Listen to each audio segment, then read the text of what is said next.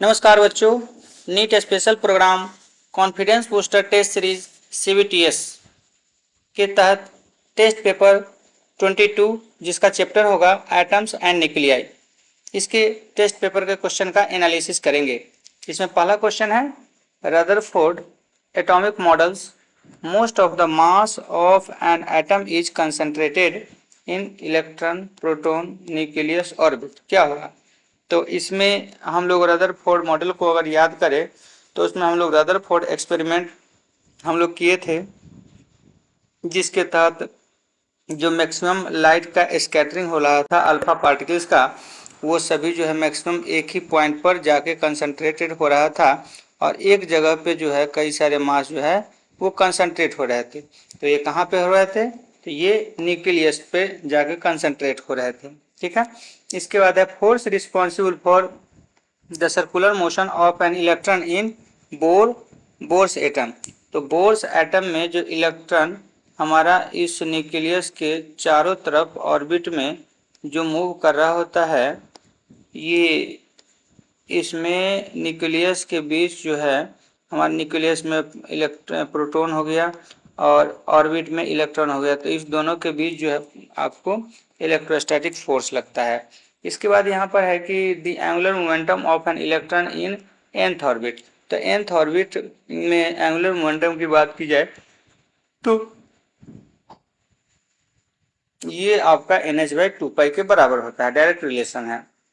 इसके बाद है the radius of the first Bohr orbit of an hydrogen atom is. अच्छा, first Bohr orbit of hydrogen atom के लिए आपको जीरो यहाँ से फर्स्ट बोर ऑर्बिट, तो यहाँ पे R बराबर 0.53 n² होता है। तो यहाँ से n के जगह 1 हो जाएगा फर्स्ट बोर ऑर्बिट के लिए, तो यहाँ से आपको 0.53 एंगस्ट्रॉम के बराबर हो जाता है। तो ये हमारे पास A हो जाएगा। इसके बाद यहाँ पर है the energy of an electron in ground state of hydrogen atom is.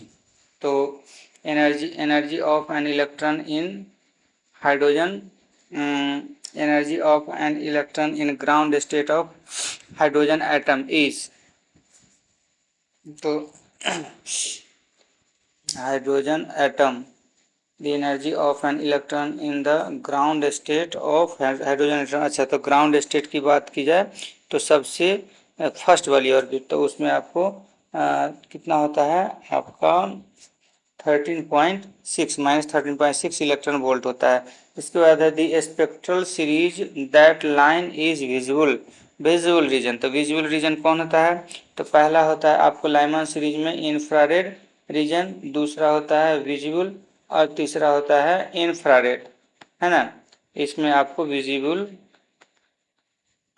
हो जाता है। इसमें आपको अल्ट्रा वायलेट होता है लाइमन में, अल्ट्रा वायलेट रे हो जाता है। इसके बाद यहाँ पर है आपको इंफ्रारेड हो गया क्वेश्चन में। अब यहाँ से कहता है कि the energy of an electron in the second Bohr orbit of hydrogen atom. तो second Bohr orbit of hydrogen atom में कितना एनर्जी होगा? तो अगर हम लोग बात करें यहाँ पर तो इसका जो रिलेशन होता है वो आपका होता है -13.6 इलेक्ट्रॉन वोल्ट बाई n²। तो n के जगह पे हम लोग क्या करेंगे, सेकेंड ऑर्बिट है ना, तो -13.6 अपॉन 2 का स्क्वायर, यानी कि ये लगभग जो है आपको -3.4 इलेक्ट्रॉन वोल्ट के बराबर होता है, यानी ऑप्शन सी हो जाएगा। इसके बाद which of the following series in the ultraviolet region. तो अल्ट्रावायलेट रीजन आपका लाइमन सीरीज यानी सी हो जाएगा। इसके बाद the wavelength of first line of Lyman series. अच्छा, first line of Lyman series की बात हो रही है, तो first line of Lyman series, तो यहाँ पर जो है आपका लाइमन बाल्मर पहला होता है, तो पहला यहाँ से पहला लाइन जाएगा, यानी कि n बराबर 1 से n बराबर 2, यानी कि n बराबर 1 और ये n बराबर 2। तो यहाँ से हमारे पास जो है आपको वेव नंबर का relation 1/λ is equal to RH into 1/m n1 square minus 1/n2 square. तो यहाँ से 1/λ बराबर r का वैल्यू यहाँ पर होता है 1.097 into 10⁻⁷ into 1/1 square minus 1/2 square. तो यहाँ से क्या हो जाएगा 1/λ is equal to 1.97 into 10⁻⁷ into 1 minus 1/4। तो यहाँ से 1/λ बराबर 1.097 इंटू 10⁻⁷, और यहाँ से हो जाएगा 3/4। तो यहाँ से लेमडा बराबर कितना हो जाएगा, ये लगभग 1 to 1.6 नैनोमीटर के बराबर हो जाता है। ये ऑप्शन ए हो जाएगा। इसके बाद यहाँ से है आपको कि Bohr model is successfully explained. Bohr model is successfully explained in Zeeman effect, Stark effect, hydrogen spectrum. अच्छा, तो बोर मॉडल से जो है आपको हाइड्रोजन स्पेक्ट्रम को एक्सप्लेन करने का काम करता है। इसके बाद यहाँ पर है hydrogen atom the radius of nth orbit is proportional to. Hydrogen atom में रेडियस जो होता है वो प्रोपोर्शनल होता है। ये रेडियस इज इक्वल टू आपको 0.529 n स्क्वायर, यानी कि r is directly proportional to n square के बराबर होता है, यानी ऑप्शन बी हो गया। इसके बाद यहाँ पर है कि radius of the third Bohr orbit. तो थर्ड बोर ऑर्बिट में रेडियस कितना होगा, तो बात करें हम लोग थर्ड बोर ऑर्बिट की, तो इसका जो फॉर्मूला होता है r बराबर 0.529 n स्क्वायर। तो यहाँ से थर्ड लिखा ना, तो 0.529 इंटू 3 का स्क्वायर, यानी कि 0.529 इंटू 9, ये जो है आपको लगभग 4.61 के आसपास आता है, जो कि अंगस्ट्रम, जो कि इसके ऑप्शन के अकॉर्डिंग जो ऑप्शन सी नियरेस्ट है। ठीक है। इसके बाद यहाँ पर है आपको कि the number of spectral line emitted when an element electron fall from 4 to ground state. 4 से ग्राउंड स्टेट में जाना है, तो यहाँ से number of spectral line is equal to n into n-1/2 हो गया। तो यहाँ से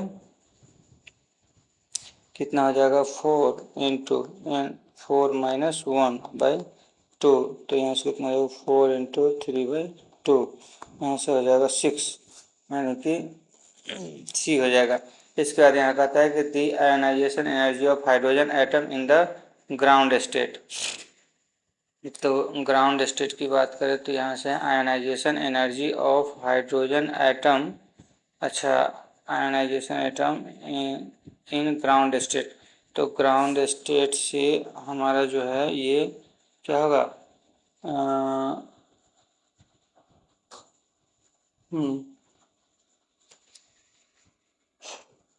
आयनाइजेशन एनर्जी चाहिए, तो यहाँ से ग्राउंड स्टेट में ई नेट बराबर हो जाएगा ई इन्फिनिटी माइनस E1। तो यहाँ से ई इन्फिनिटी का 0 माइनस 13.6 इलेक्ट्रॉन वोल्ट। तो यहाँ से हो जाएगा 13.6 इलेक्ट्रॉन वोल्ट हो गया, यानी ऑप्शन बी हो गया। इसके बाद यहाँ पर है कि the wavelength corresponding to Balmer series, तो लाइमन बाल्मर, यानी कि n1 बराबर 2 और n2 बराबर 3। तो यहाँ से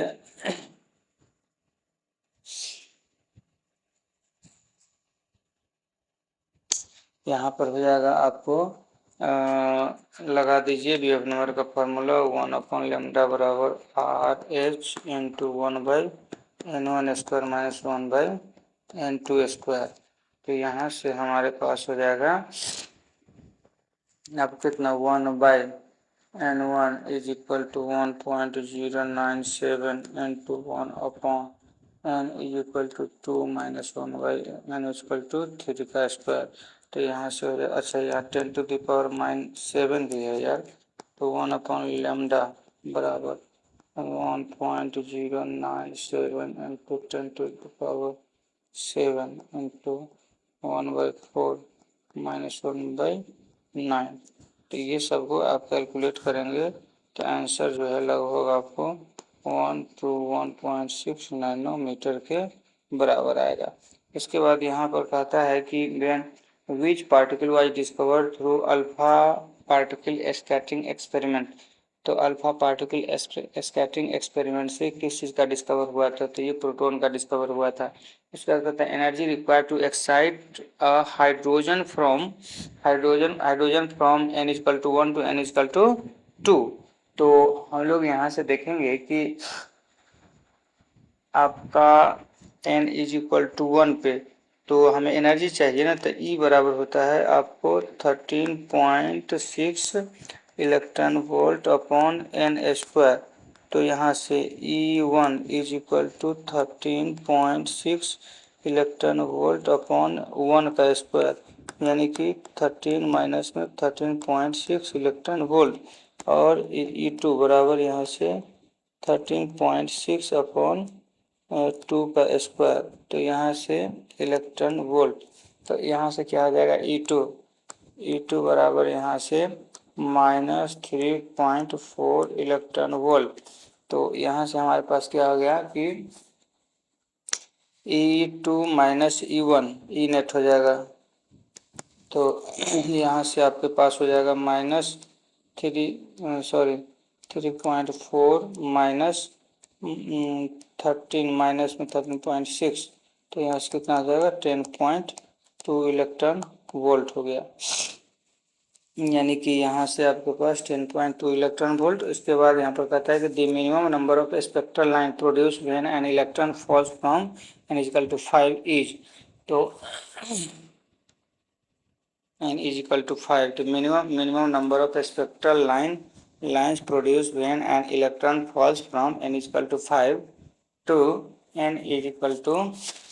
n=5 is। तो यहाँ से हमारे पास नंबर ऑफ स्पेक्ट्रल